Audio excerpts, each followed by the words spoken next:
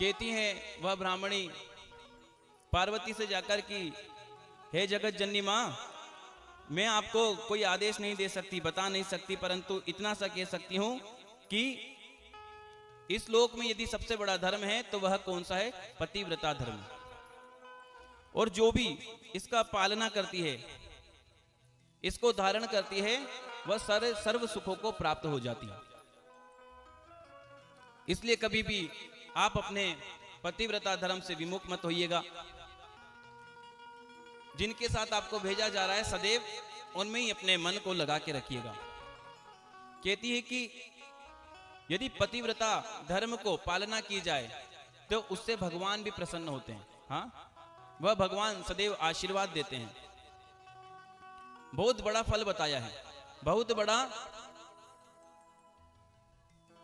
पुण्य भाग बताया है। ब्राह्मणी कहती है कि आपको एक समय की बात बताती हूं। एक समय नारद जी घूम रहे थे, भ्रमण कर रहे थे। उस समय क्या होता है कि वह निकलते हैं और सीधे कहां जाते हैं? वैकुंठ में लक्ष्मी जी के पास।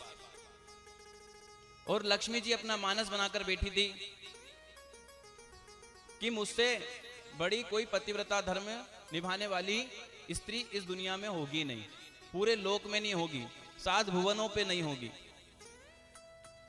ऐसा उनके अंदर मानस बनाकर रखा था।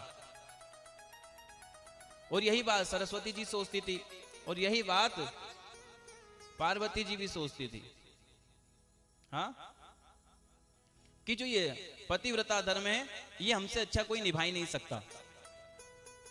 नारद जी गए, नारद जी जैसे ही गए प्रणाम करते, माता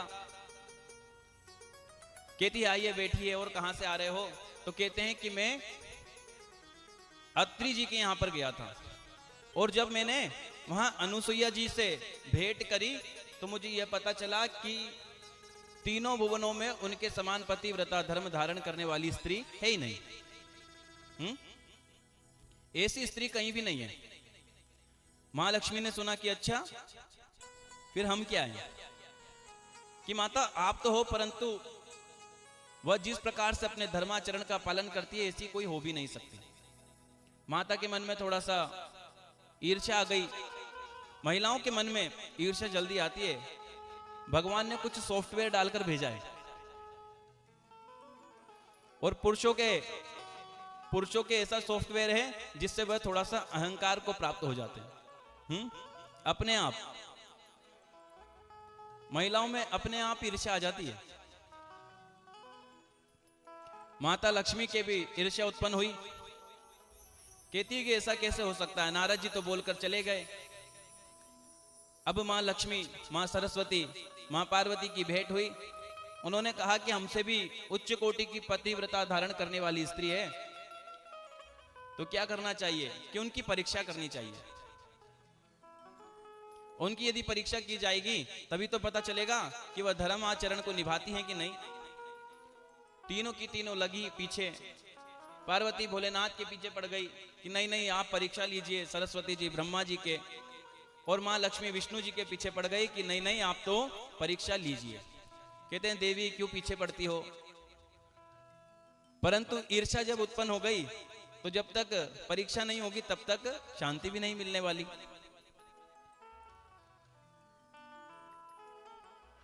शांति कैसे मिलेगी? तीनों को लड़ झगड़ कर जिस प्रकार से अपनी बातें मनवाने के लिए घर से निकाल दिया जाता है, वैसे उन तीनों को भी घर से रवाना कर दिया। हाँ, कि जाइए जाइए जाइए। तीनों की तीनों गए परीक्षा लेने के लिए। अत्रि मुनि के यहां पर गए। अत्रि जी घर पर नहीं थे। पीछे से गए तीनों जाकर खड़े हो गए। मुनि वेश धारण कर लिया। जाते कहा अरे देवी भिक्षाम देही। माता ने सुना, तुरंत अनुसुईया जी बाहर आई कि ऋषि आए हैं, मुनि आइए आइए आइए, आपका स्वागत है, बैठिए बैठिए, आपके लिए क्या लाएं, क्या व्यवस्था करें, क्या कर सकते हैं? हाँ, भोजन लगा दे, प्रसाद लगा दे, क्या आप क्या चाहते हो वो सब बताइए। तीनों ने कहा कि हमको आपके हाथ का कुछ भी नहीं चाहिए। कहते हैं कि आप भिक्षा लेने भी आई हो और कुछ मांग भी नहीं रहे, आप क्या चाहते हैं स्वामी? आप बतलाइए हमको, आप हमें बताइए। कहते हैं कि हम ऐसे ही भिक्षा नहीं लेते, हमको भोजन भी करना है और तुम्हारे यहां पर भी करना है। करना तुम्हारे यहां पर ही है, हमको भिक्षा भी चाहिए, हम आपके यहां पर आए, परंतु हमारी एक शर्त है। कहते हैं कि क्या शर्त है? कि आप हमको निर्वस्त्र होकर भोजन कराएं तो हम कर सकते हैं। माता ने जैसे ही सुना थोड़ा सोच में पड़ गई कि ये कैसे ऋषि आ गए, मुनि आ गए, परंतु उन्होंने विवेक से काम लिया और जैसे ही नेत्र बंद कर कर देखा तो क्या देखती है?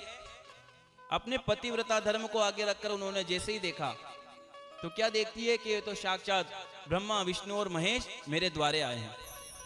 हाँ, मेरे द्वार पर आकर कुछ मांग रहे हैं, और अगर मैंने आज इनको यहां से भेज दिया तो मेरी जितनी भी सेवा है वह निष्फल हो जाएगी।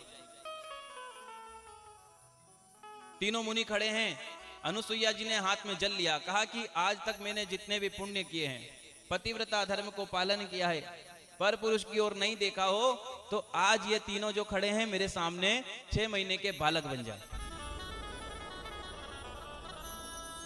हाथ में जल लिया, जैसे ही छोड़ा है वो तीनों जो मुनि थे, भगवान थे, वह तीनों के तीनों छोटे छोटे बालक बन जाते हैं। तीनों के तीनों बालक बन गए। हो माता अनुसुईया जी ने डाल दिया पलना, माता अनुसुईया जी ने डाल दिया पलना, झूल रहे तीनों देव बन करके ललना, झूल रहे तीनों देव बन करके। माता अनुसुईया जी ने तो तीनों को ही बालक बना लिया और तीनों को कहां बिठा दिया? पालना में। हाँ, उनका लालन पालन करने लगी, बड़े दिन व्यतीत होने लगे। दिन इस प्रकार बीतने लगे, अब मां लक्ष्मी जी को चिंता होने लगी कि अरे इतने दिन हो गए, हमारे एजी कहीं गए थे, अभी तक आए नहीं। हाँ,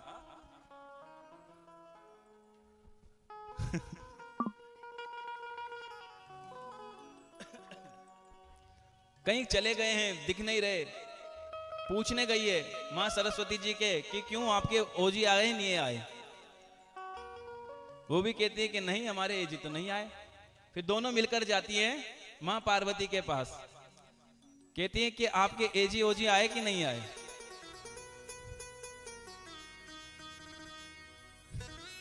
वो कहती कि अभी तक तो हमारे भी नहीं आए, गए तो थे परीक्षा वगैरह करने, परंतु अभी तक नहीं आए। अब तीनों की तीनों भरी चिंता में इधर उधर घूम रही है, डोल रही है, ढूंढ रही है भगवान को, परंतु कहीं नहीं मिल रहे। ढूंढते ढूंढते ढूंढते उनको कौन मिल जाता है? नारद जी। अब नारद जी से कहती है कि अरे प्रभु, हमारे तो भगवान खो गए। तो नारद जी कहते हैं कि भगवान आपके खोए नहीं है, आपने भेजा था ना वहां पे अनुसुईया जी के घर पर, तो उन्होंने उनको बालक बनाकर अपना पुत्र बना लिया।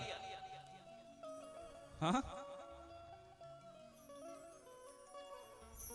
अब तो आप उनके घर जाइए, उनसे प्राप्त करिए, तब जाकर आपको मिले तो मिले।